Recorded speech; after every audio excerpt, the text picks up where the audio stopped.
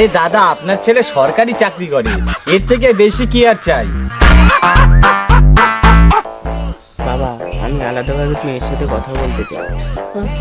বলছি দাদা, আমার ছেলে একটু আপনার মেয়ের সঙ্গে আলাদাভাবে কথা বলতে চায়। আচ্ছা ঠিক আছে, এই মা যা তো একটু কথা বলে আয়। যা তাহলে কথা বলে আয়।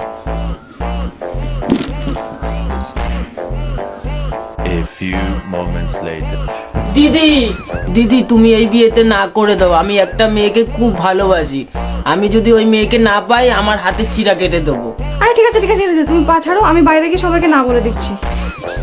বাবা, মেয়ে বলছে আমার পছন্দ না। না বাবা, আমি ওই ছেলেকেই বিয়ে করবো। ওই ছেলেকে যদি বিয়ে না করতে পারি তাহলে আমি আমার হাতে শিরা কেটে ফেলবো।